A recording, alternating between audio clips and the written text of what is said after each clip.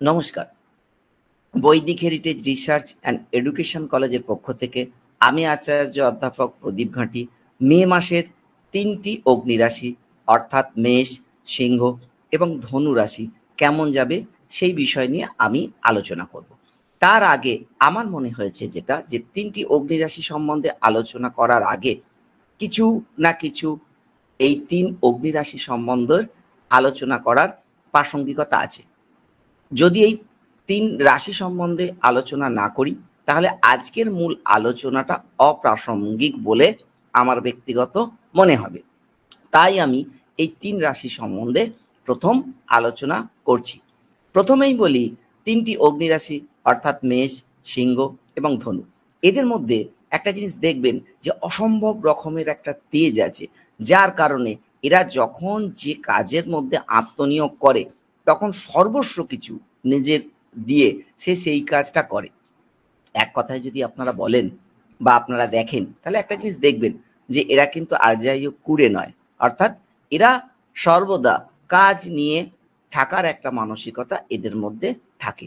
এদের মধ্যে একটা ক্ষমতা থাকে, সেটা হচ্ছে নেতৃত্ব দেওয়ার ক্ষমতা এদের মধ্যে পূর্ণ মাত্রায় থাকে, যার কারণে এরা অনেক বেশি বেশি করে দায়িত্ব এরা পালন করে।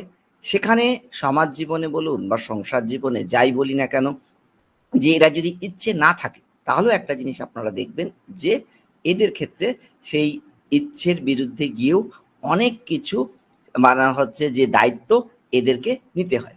এরা স্বাধীন চেতা মানসিকতাযুক্ত মানুষ হয়। স্বাধীন চেতা বলতে আমি যেটা বোঝাতে চেয়েছি বা বলতে চেয়েছি, যে কোনো জায়গায় নিজের মতটাকে এরা সবসময় প্রকাশ করে।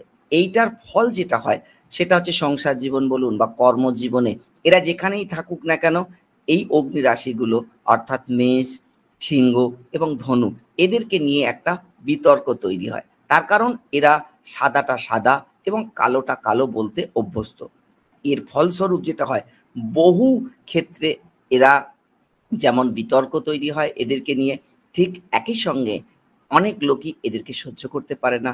ফল হিসাবে আমরা যদি দেখি এদের শত্রু সংখ্যা যত দিন যায় তত বাড়ে, কিন্তু এতে তাতে এদের কিছু আসে যায় না কিন্তু, বা এগুলো নিয়ে এরা এত ভাবনা চিন্তা করে না।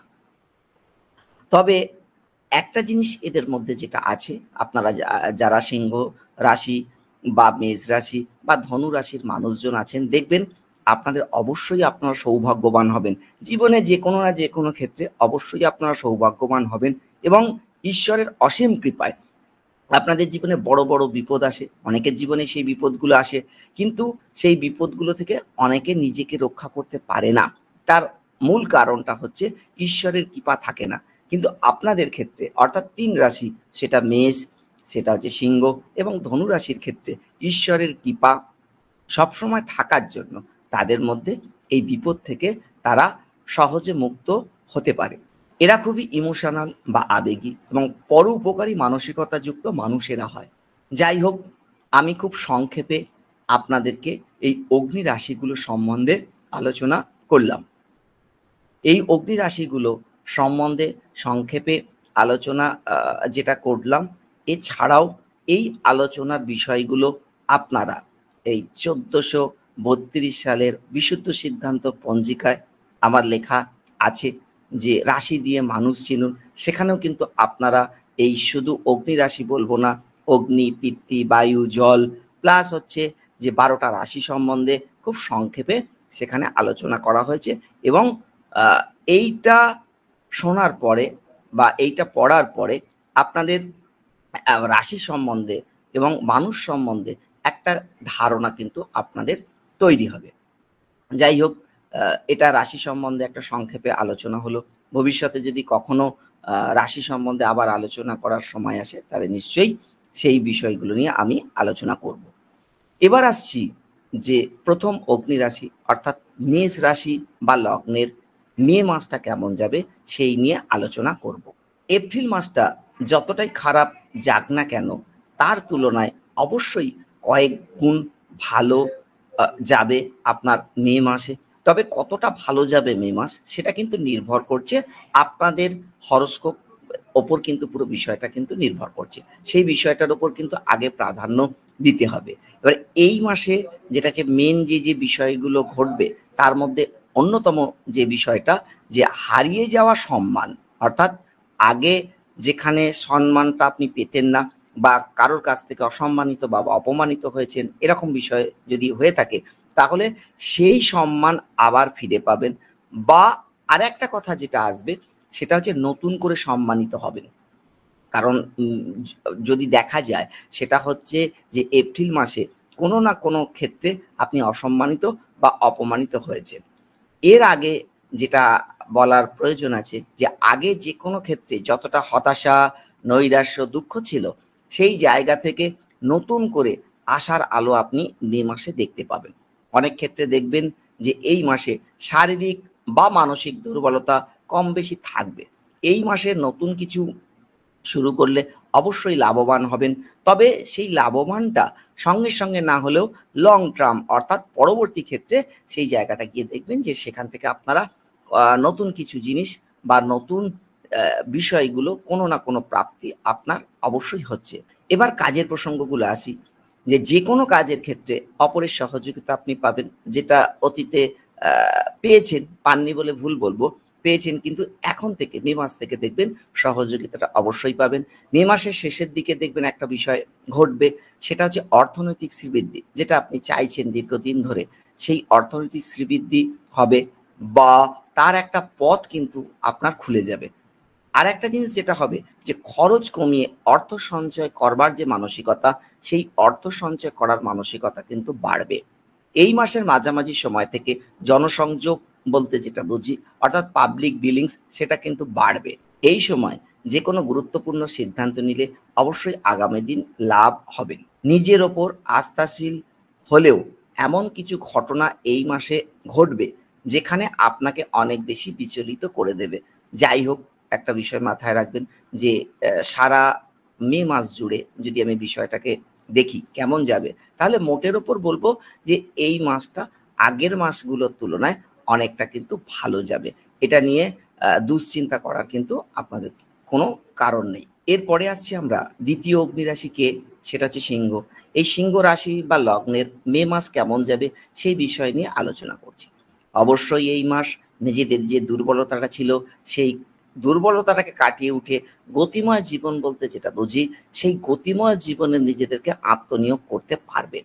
এই মাসে যে কোনো কিছু কাজ বা সিদ্ধান্ত যেটা অতীতে নিয়েছিলেন বা করেছিলেন, সেই কাজ বা সিদ্ধান্ত যদি ব্যর্থ হন তাহলে সেই কাজ থেকে বা সেই সিদ্ধান্ত থেকে অবশ্যই আপনার লাভ হবে। এটা নিশ্চিত যে অতীতে কোনো একটা কাজে সেখান থেকে ফেলিওর হয়েছেন, ভবিষ্যতে অর্থাৎ মে মাস থেকে যদি আমি বলি সেই সিদ্ধান্তটা যদি আপনি নেন লাভ হবে বা ফেলে আসা কাজগুলো থেকেই আপনার সাফল্য এনে দেবে।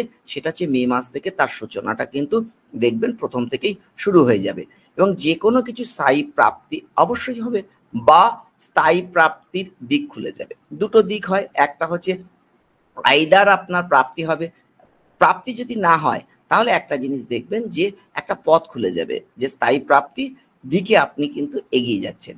এই মাসে নিজের প্রভাব প্রতিপত্তি আগের মাসে যেটা ধরে রাখতে পারেননি সেই বিষয়টাকে যদি আমরা দেখি এই মাসে কিন্তু ধরে রাখতে অবশ্যই পারবেন। আর একটা ভালো খবর আপনাদের দিই, অর্থনৈতিক শ্রীবৃদ্ধি হলেও একটা বিষয়কে মাথায় রাখতে হবে যে হঠকারী সিদ্ধান্ত নিয়ে অর্থ খরচ করারও কিন্তু পজিশনটা আছে। তা সেক্ষেত্রে হঠকারী কোনো সিদ্ধান্ত না নিয়ে বা হুটপাট অর্থ খরচ এর যে জায়গাটা সেটা আছে সেইটাকে যদি আপনি নিয়ন্ত্রণ করতে পারেন তাহলে অবশ্যই যেটা হবে আপনার অর্থনৈতিক সঞ্চয়টা আগের মাসের তুলনায় যথেষ্ট ভালো হবে। সিংহ রাশির ক্ষেত্রে সর্বশেষ বলি যে এই মাসে অবশ্যই কিন্তু আপনার অন্ধকার যেটা ছিল আগের এপ্রিলের যে অন্ধকার, সেই এপ্রিলের অন্ধকার কেটে অবশ্যই আপনারা আশার আলো চারিদিক থেকে দেখতে পাবেন। তবে কতটা আশার আলো আপনি দেখতে পাবেন সেটা সম্পূর্ণ নির্ভর করছে আপনার হরোস্কোপে গ্রহের কি পজিশন আছে এবং বর্তমানে কি দশা অন্তর্দশা চলছে তার উপর অনেকটা নির্ভর করবে। সর্বশেষ বলি যে এই মে মাসে আপনাদের সমস্ত অন্ধকার কেটে গিয়ে আপনাদের জীবনে অবশ্যই আলো আসবে। তবে সেই আলোটা কতটা আপনাকে প্রভাবিত করবে সেটা সম্পূর্ণ নির্ভর করছে আপনার হরোস্কোপের পজিশনের ওপর। এরপর আমরা যেটা আলোচনা করব সেটা হচ্ছে শেষ অগ্নিরাশি হলো ধনু। এই ধনু রাশি বা লগ্নের মে মাস কেমন যাবে সেই বিষয় নিয়ে আলোচনা করছি।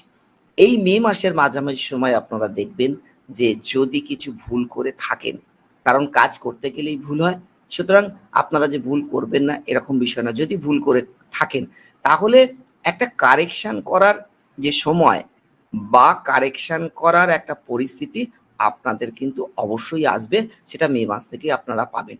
যতই বিপদে পড়ুক না কেন, আগেই আমি বলেছি যে 3টি অগ্নিরাশি অর্থাৎ মেষ, সিংহ এবং ধনু, এরা ওই বিপদের হাত থেকে ঈশ্বর এদের বাঁচিয়ে দেয়। ঠিক একইভাবে এই মে মাসের ক্ষেত্রে, যেটা হচ্ছে ধনু রাশি বা লগ্নের ক্ষেত্রে, দেখবেন যে আপনারা যতই বিপদে পড়ুক না কেন সেই বিপদ থেকে ঈশ্বরের অসীম কৃপায় আপনারা সেই বিপদ থেকে অবশ্যই কিন্তু মুক্ত হতে পারবেন। এটা নিয়ে দুশ্চিন্তা করার কোনো কারণ নেই।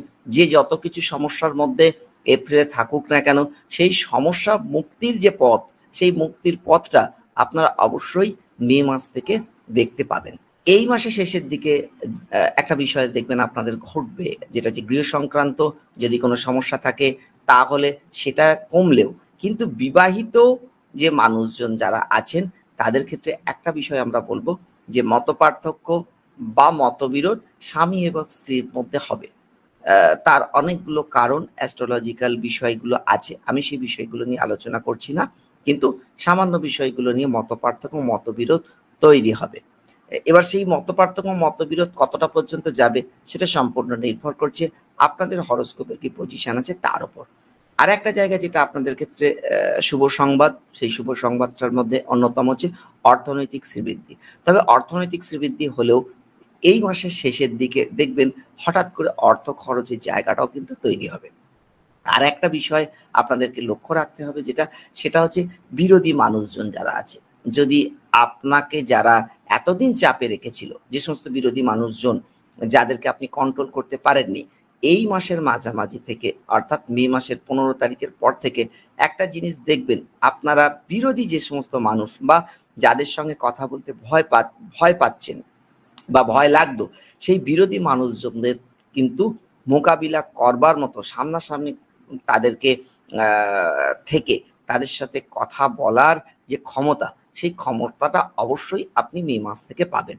পুরনো কোনো বিষয় যেটা অনেকদিন অসমাপ্ত ছিল, সেই বিষয়গুলো আবার নতুন করে দেখবেন একটা শুরু হতে থাকবে, বা যদি আপনি শুরু করেন তাহলে ডেফিনেট কিন্তু বেটার হবে।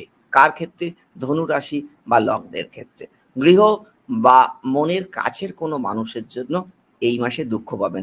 দেখা যাচ্ছে সব দিক থেকে ভালো হলেও কাছের মানুষ বা হৃদয়ের কাছের মানুষ যে সমস্ত মানুষগুলো আছে তাদের আচার ব্যবহার আপনাকে খুব একটা যে ভালো ইঙ্গিত দেবে সেই জায়গা নয় কিন্তু, যার ফলে যেটা হবে একটা মানসিক কষ্ট বা দুঃখ আপনারা কিন্তু এই মে মাসে পাবেন। কারা? ধনু রাশি বা লগ্নের মানুষজনরা এই মাসে আবেগ বৃদ্ধি পাবে। এই আবেগের বশীভূত হয়ে যদি কোনো কাজ করেন তাহলে কিন্তু একটা সমস্যা অবশ্যই আসবে, যেটা হচ্ছে ক্ষতির দিকটা বেশি করে চিহ্নিত হবে। তাই বলবো আবেগ ত্যাগ করে প্র্যাকটিক্যালি আপনারা যে কোনো কাজ করুন, সেক্ষেত্রে মানে হচ্ছে অবশ্যই আপনাদের ভালো হবে, এটা নিয়ে চিন্তা করার কোনো কারণ নেই। যারা শিক্ষাক্ষেত্রের সঙ্গে যুক্ত আছেন তাদেরকে একটা কথা বলবো যে যে কোনো না যে কোনো পরিবর্তন এই মাসে হবে। যে শিক্ষার সঙ্গে যুক্ত আছেন সেই শিক্ষাক্ষেত্রে কোনো না কোনো পরিবর্তন কিন্তু অবশ্যই হবে। আর বিবাহিতদের ক্ষেত্রে বলবো যে সন্তান নিয়ে কোনো না কোনো সমস্যা দেখা দেবে। সুতরাং এই সমস্যাগুলো আপনাদের এই মাসগুলোতে দেখা দেবে, মে মাসে দেখা দেবে। তাই একটা কথা বলবো, এই সমস্যাগুলো নিয়ে এত চিন্তিত হওয়ার কারণ নেই। তার একটাই কারণ যে ঈশ্বর আপনাদের সহায় আছে। যে কোনো বিপদে যখন পড়বেন ঈশ্বর সেই বিপদ থেকে আপনাদেরকে রক্ষা করবে। সর্বশেষ বলি যে মোটের ওপর খুব যে খারাপ যাবে এ মাসটা সেটা কিন্তু বলা যাচ্ছে না। তার কারণ হচ্ছে ভালো এবং মন্দ দুটো বিষয়ই কিন্তু এই মে মাসের অগ্নিরাশি অর্থাৎ ধনু রাশির ক্ষেত্রে মানা হচ্ছে যে যাবে। সুতরাং ধনু রাশি বা লগ্নের মানুষজনদের একটা কথা বলবো যে মে মাস নিয়ে চিন্তা করার কিন্তু কোনো কারণ নেই। এই ৩ অগ্নিরাশি মেষ, সিংহ এবং ধনু রাশির মে মাস কেমন যাবে সেটা নিয়ে কিন্তু আমি এতক্ষণ ধরে আলোচনা করলাম। ডেসক্রিপশন বক্সে গিয়ে লিঙ্কটাতে ক্লিক করলেই আপনারা 2025 সালের মেষ, সিংহ এবং ধনু রাশি কেমন যাবে সেটা আপনারা দেখে নিতে পারবেন। আর একটা কথা বলি, আপনারা এই ভুলটা করবেন না, সেটা হচ্ছে আমাদের এই যে চ্যানেলটা, এই চ্যানেলটা জ্যোতিষ সংক্রান্ত বিষয়গুলো নিয়ে আলোচনা হয়। যদি আপনারা এটাকে সাবস্ক্রাইব করে রাখেন তাহলে জ্যোতিষের যে সমস্ত বিষয়গুলো আছে সব রকম বিষয় নিয়ে এখানে আলোচনা হয়, সেই বিষয়গুলো আপনারা জানতে পারবেন। তাই একটা কথা বলবো যে আপনারা নতুন ভিডিও পেতে আমাদের চ্যানেলটাকে সাবস্ক্রাইব করে রাখুন। ধন্যবাদ।